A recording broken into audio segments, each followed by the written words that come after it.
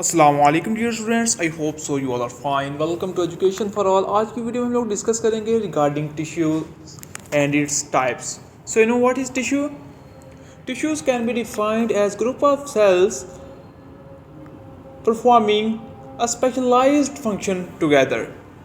So specific type of cells मिलते हैं और स्पेशलाइज्ड फंक्शन परफॉर्म करते हैं, तो उस स्ट्रक्चर को हम लोग टिश्यू कहते हैं। ठीक है, तो बेसिकली जो टिश्यूज़ होते हैं उनकी चार टाइप्स होते हैं: epithelial tissues, connective tissues, muscle tissues and nervous tissues.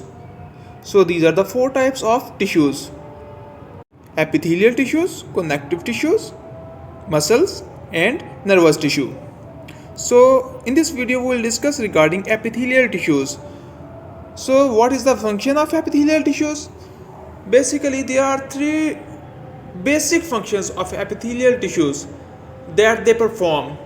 Number one is that they line the body cavities and protect the body from damage. The damage may be mechanical, chemical or something else. For example, the skin protects the body from the mechanical as well as chemical damage and also protect from dehydration. Next, the second function of the epithelial tissues is secretion. For example, thyroid gland contains the cuboidal epithelium, so it is involved in secretion. Third function is that they are involved in absorption. So epithelial tissues are further divided into two types: simple epithelium and the stratified epithelium.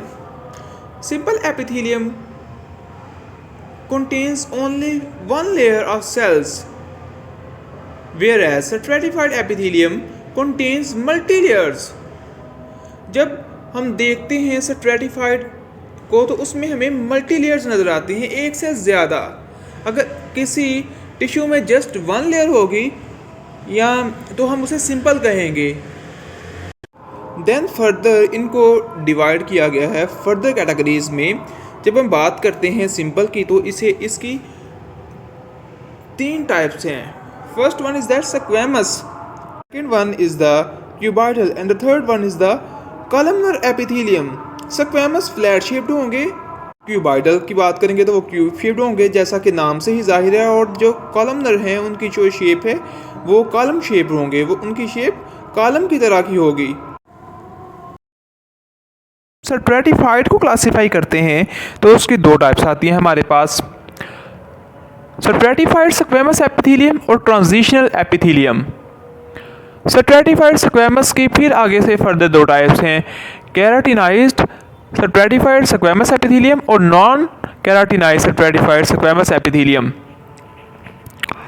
Keratinised stratified squamous epithelium जो है ये हमारी जो dry surfaces हैं उनको wear and tear से बचाती है. Wear and tier means friction वगैरह से, रगड़ वगैरह से. जबकि हम बात करते हैं तो non keratinized stratified squamous epithelium की, तो वो हमारी मॉइस्ट सरफेसेस को वियर एंड टियर से बचाती है. For example conjunctiva of the eye. Then we move towards the transitional epithelium. Transitional epithelium basically pear shaped होते हैं और इनकी फर्दर लेयर्स होती हैं. जैसा कि हमने पढ़ा है कि जहाँ भी स्ट्रैटिफाइड की बात करेंगे तो उनकी मल्टी लेयर्स होंगी. अगर एक लेयर है तो वो सिंपल है, अगर मल्टी लेयर है तो फिर ही वो स्ट्रैटिफाइड होगा. तो जो ट्रांजिशनल एपिथेलियम है वो पियर शेप्ड होते हैं और ये प्रेजेंट होते हैं हमारे ब्लैडर के अंदर, जहाँ पे ये स्ट्रेचिंग में हेल्प कर रहे होते हैं. So that's all about today's lecture. अगर किसी चीज़ की समझ ना आई हो तो आप पूछ सकते हैं. सिंपली आज हम लोगों ने डिस्कस किया है रिगार्डिंग टिश्यूज़. टिश्यूज़ की टाइप्स होती हैं चार. फिर हम लोगों ने पढ़ा है कि एपिथेलियल टिश्यू क्या होता है और एपिथेलियल टिश्यूज़ की कौन कौन सी टाइप्स होती हैं, ये कहाँ कहाँ प्रेजेंट होते हैं. ओके.